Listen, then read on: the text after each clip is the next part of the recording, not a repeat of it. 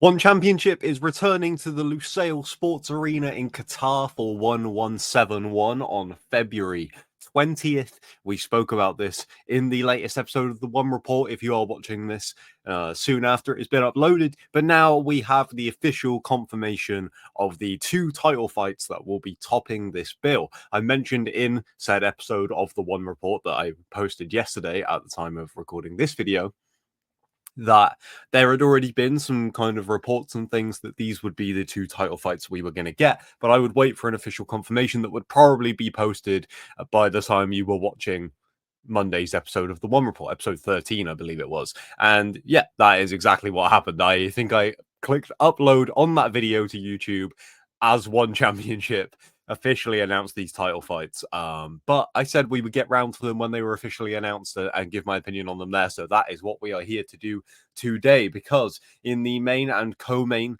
event of 1171, we will have two title fights, one of them taking place in kickboxing, one of them taking place in MMA. The main event of 1171 we'll see Jonathan Haggerty put the Bantamweight Kickboxing World Championship on the line for the first time against China's Wei Rui.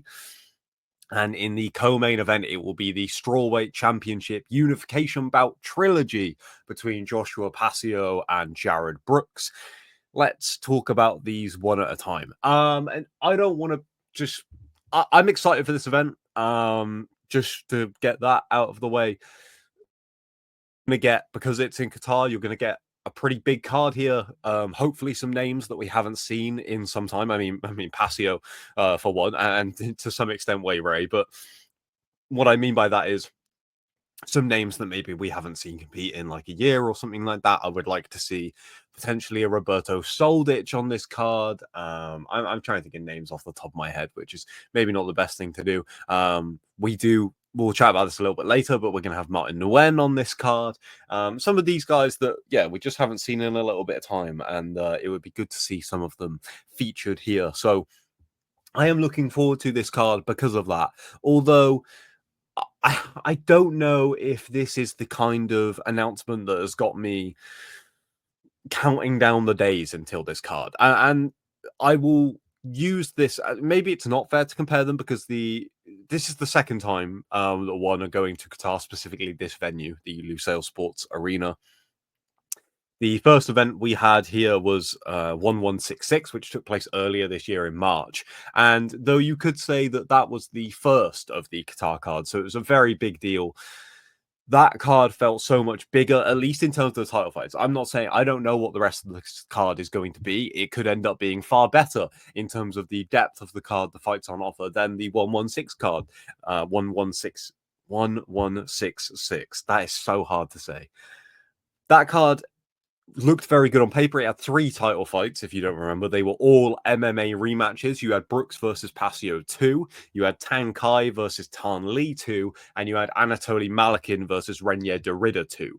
Three great fights, all championship rematches, sure, but all quite interesting rematches for different reasons, I would say. In fact, I would say probably the least, not necessarily interesting, because I was still excited for the fight, but maybe the one that had the least additional kind of narratives going into it, with it being a rematch, was probably Pacio and Brooks, and we have that again here. I just don't think these two fights live up to, when I came on the One Report yesterday, I was going to speculate what fights we might get on this card until I literally saw these two fights that were going to be on this card before I started recording. And I would have speculated some bigger fights. And Pacio versus Brooks 3 is a big fight. It makes a lot of sense. It had to happen. For it to be on this card, I think makes a lot of sense, considering that the rematch took place in Qatar as well. If you are unfamiliar with the rivalry that these guys have had, they first met at 1164 in 2022, where Brooks continued his undefeated winning streak since joining One to go and beat Brooks via to go and beat Pacio via a decision.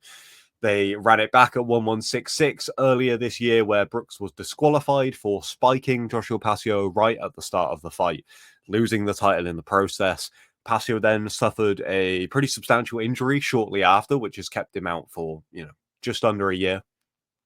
And Brooks went on to face Gustavo Balart at One Fight Night 24 in August, where he won the interim title by submitting Balart in the first round. Brooks obviously did recently return at One Fight Night 26 this past weekend, where he lost a decision to Reese McLaren, but that was up at flyweight, so I don't think that interferes with, whether he deserves the title unification with Pacio. He 100% does, although it does maybe feel a little bit weird timing with Brooks just coming off of a loss.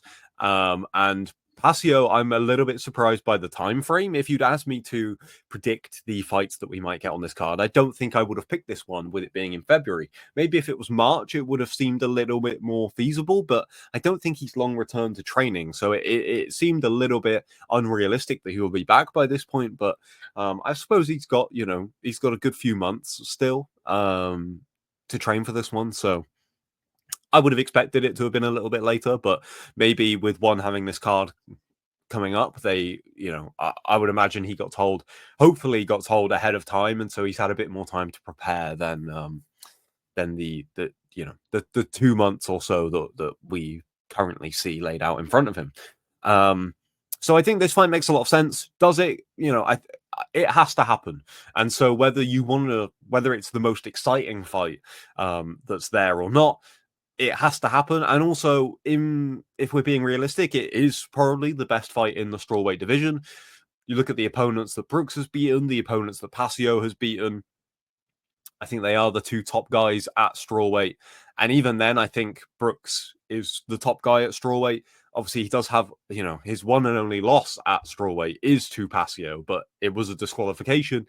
And I think Brooks will probably get the win here, but who knows? Pacio's been out for a long time.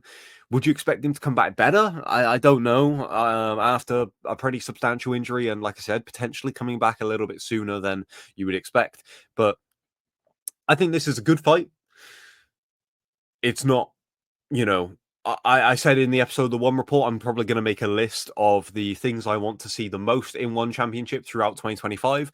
This would probably be on there just because I want to see this trilogy come to an end and us have one true strawweight champion, but it wouldn't be one of my most anticipated fights of 2025, let's say. And frankly, neither would the main event.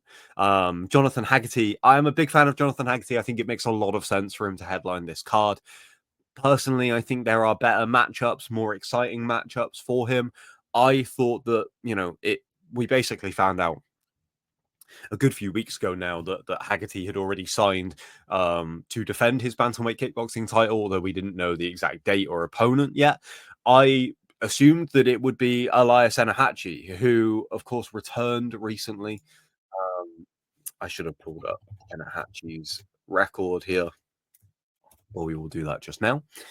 Of course, a former flyweight kickboxing champion, Elias Enahachi, recently returned in September, where he defeated Hiroki Akimoto. And I thought he would be next, purely because if you look at the argument of whether it should be him or Wei Rui, both of them only have one recent win in one championship. Wei Rui made his debut. He's only had one fight and won, and Enahachi recently returned from a very long layoff in one championship. Both of them beat Hiroki Akimoto. I thought Elias Enahachi, despite the fact that Akimoto was able to come back into that fight at points, I thought Enahachi looked fantastic against Hiroki Akimoto, especially considering it was his bantamweight kickboxing debut. And like I said, he's a former flyweight champion. Wei Rui, a lot of people thought Akimoto won that fight against him in, what was it, April? May, I apologize, One Fight Night 22, where Wei Rui got the decision win there. And yeah, like I said, a lot of people thought that Akimoto deserved that win. I'm pretty sure Chatri himself said that he thought Akimoto won that fight. So I'm just a little bit surprised, given that sentiment, given the fact that we haven't seen him fight since May, that Wei Rui is getting the title shot here. Maybe Enahachi, he has been gone for a long time. Maybe he needs another win or something. He is a new arrival, like I said, to the bantamweight division, whereas Wei Rui has been very successful throughout his career before signing to one earlier this year. So yeah, I was surprised to see this. I assumed it would be Enahachi, I think that's probably the better fight. That would be a fight that I would be very excited to see. And I just think it makes more sense. So these two title fights aren't blowing me away, although I am still, like I said at the start, excited for this card because I think that we will get some big matchups and hopefully some guys we haven't seen in some time, and there will be some good depth on this card. We have had it reported already via Nick Atkin at the Bangkok Post that we're going to get Shamil Gasanov versus Martin Nguyen here in a bit of a featherweight title eliminator. You, of course, have the featherweight title fight coming up at One Fight Night 27 in January between Tang Kai and Akbar Abdullayev. And you would imagine that the winner of that fight will go on to face the winner of Gasanov and Martin Nguyen, considering Nguyen is a former champion and considering that Gasanov is on a 3-fight winning streak right now. Just beat Halil Amir at One Fight Night 26 this past weekend, a huge win for him. And yeah, you would imagine. I think that there's probably title implications on the line in that one. And I hope that we get, a few fights like that. Big high stakes matchups, because like I said, these two title fights aren't blowing me away. I would say I'm probably more excited to watch Pacio versus Brooks 3 just because I want to know which one of these guys is the best. I think it's Jarred Brooks for the fact that he has actually beaten Joshua Pacio in a fight. Sure, Pacio has a win over Brooks, but it was a disqualification.